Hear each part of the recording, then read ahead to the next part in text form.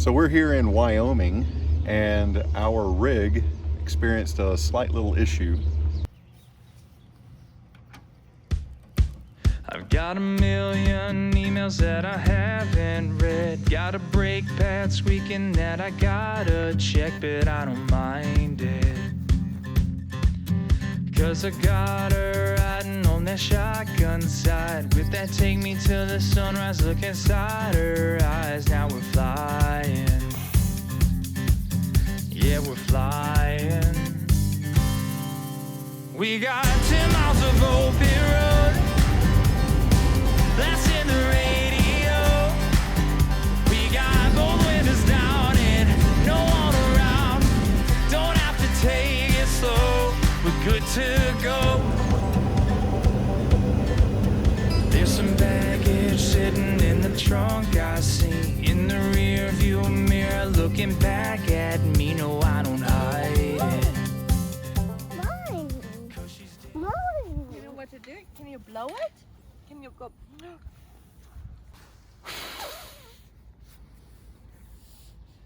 Every song, and she's always got all of the lyrics wrong, but she don't mind it. No, she's still shining. We got 10 miles of open road. That's in the radio. We got both windows down and no one around. Don't have to take it slow. We're good to go. Looks like they had a wreck. It's a back inside. We'll go there. She's gonna show us where to go. Ooh, so cold.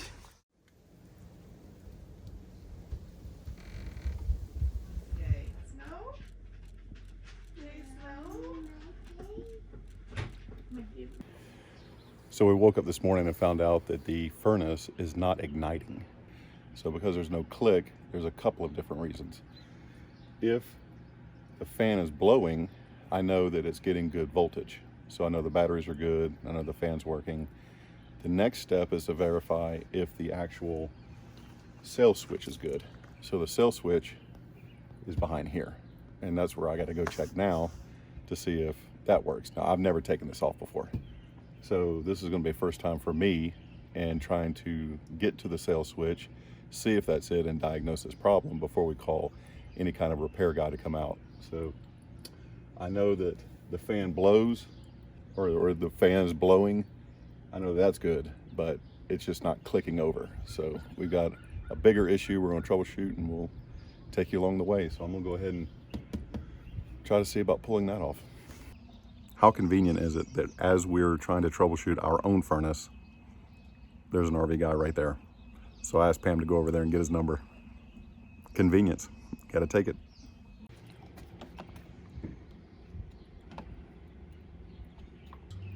Oh, I thought that was the bottom part.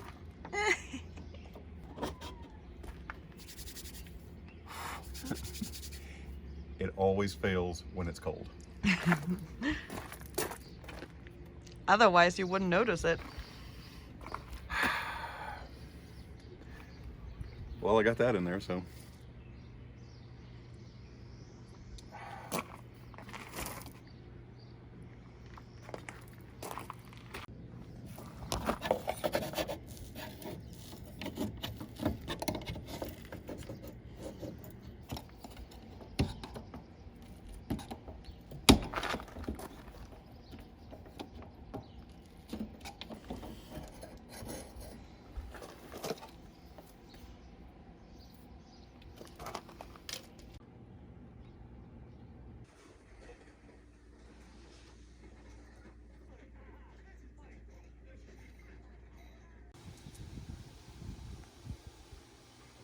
What is that noise? I have no idea. Oh, that's the wind. I just want to make sure your thing is turned off so you don't get shocked.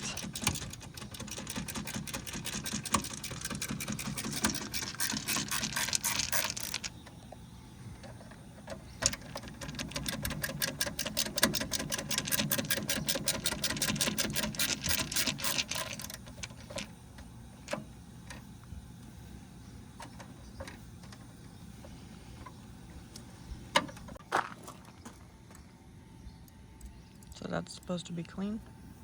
That's our cell switch. It's not Dirty dirty. or corroded. Nope.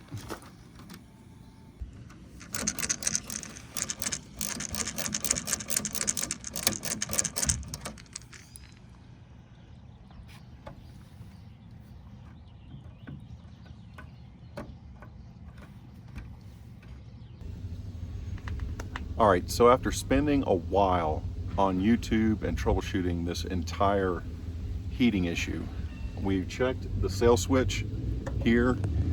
We've actually checked the connections here. We've checked the circuit board, and on the circuit board, there's actually a red blinking light indication. All of that aside, one of the things that I found was that up here, there's actually a switch. And that switch is a reset off switch. And what's happening is there was a wire that was laying on that switch and it was offsetting it.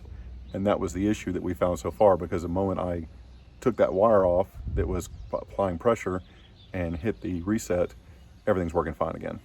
So we may have lucked out. Here's that reset switch. And the wires were just laying on it, just like this. So what we did was we took it off, reset. Here on the circuit board, there's a little red light. When this blinks, there's a indication right there that tells you if it's a 1 blink, 2 blinks, or 3 blinks, and what's going on with it.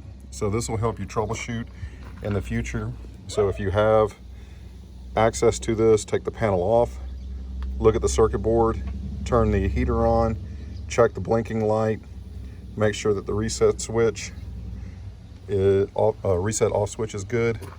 This is where your cell switch is, and this blue wire, these blue wires here, that's where you're going to have your 12 volts coming in to make sure that everything's working right. So we checked all of that, and it turned out to be that switch right there. So just a helpful tip for you guys.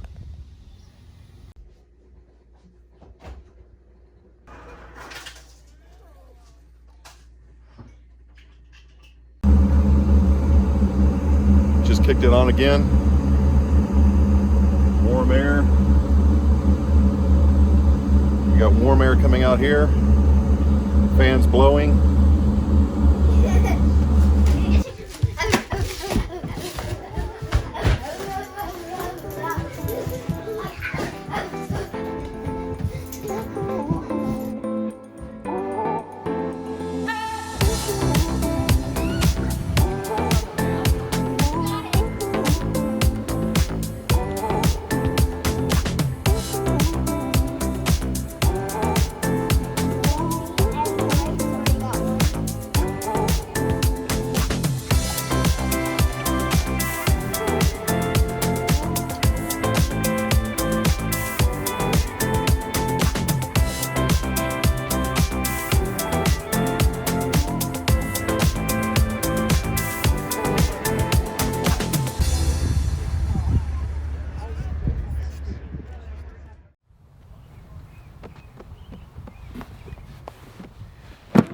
Mail time. Yay! What do you think it is, Emily?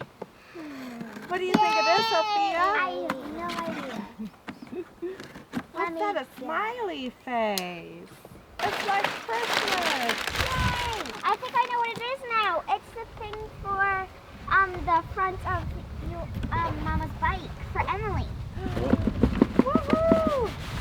All right. Yes. That's awesome. So the best part about a box is that You okay? a 2-year-old can color in it. Oh, that's true.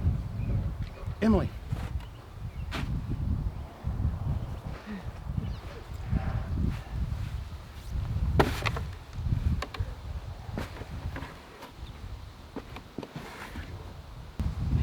So, just a little explanation. why we decided to buy this. So we've been talking about getting a trailer for the back of my bicycle for the last year, and we haven't done it because we weren't sure where to store it while we're traveling. And since we have so many toys for the kids already, we're like, what are we gonna do? But I've been really wanting to ride my bicycle with Sophia and Emily. And we just recently came back from a RV resort in Utah, and I ran into a lady, and she had her toddler in one of these seats. And I asked her, what is this? And where did she get it? And she's like, yeah, it's for a mountain bike. You mount it to the front, and then you can put the toddler in there, and they can see what you're seeing, and they're safe and secure in there. So I was so super excited. We went ahead and ordered it right away, and it just got here today. So hopefully it stays dry and we get to ride our bikes this afternoon. We're super excited. Whoa! Oh, okay. We're ready to go. Now we just got to mount it to the bicycle. I hope it works with our mountain bike.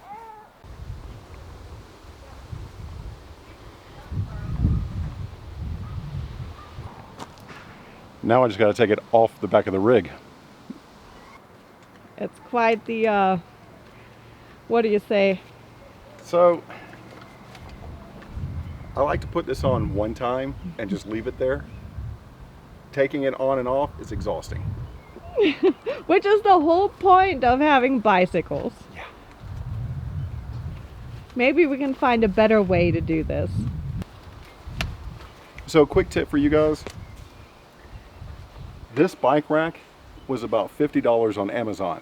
So for all you guys out there that just want a cheap bike rack like we did, just to throw some bikes on, we're not really worried about the best of the best. We just wanted something to carry these bikes on. We'll go ahead and put the link in the description below. The problem with buying that is it doesn't fit all bikes. That's what this is for. This is PVC cut in half because I have a square frame trying to go into a V slot. So what happens is when we put this on, we're actually wrenching it down with these straps. Also, it's kind of a good idea to put more straps on the back of your rack because this right here just flails down the interstate. Every time you hit a bridge, this is just bouncing in the background. So this is added protection is by putting this on. Now You lift it off.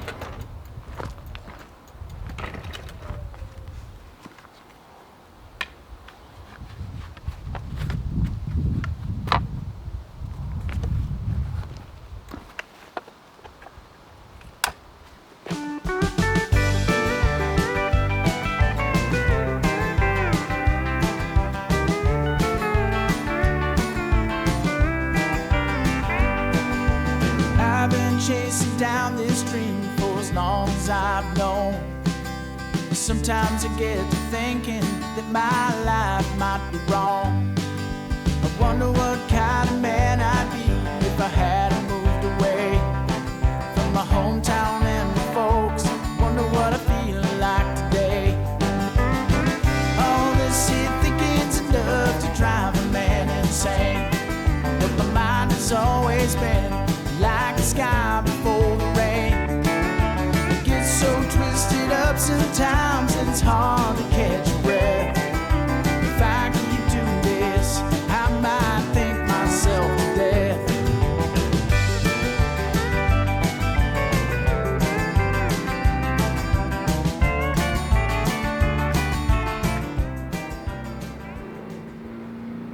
You want to go up? Want to come up? You? Oh, it's exciting! Whoop. Whoop. All right. Drops. Make sure. Oh, how do you?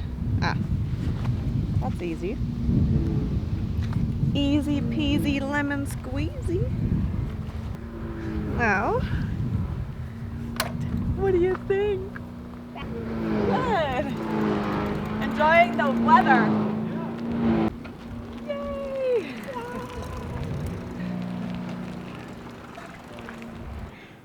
what are you thinking? Are you changing the gears? She's like, I'm riding the bicycle.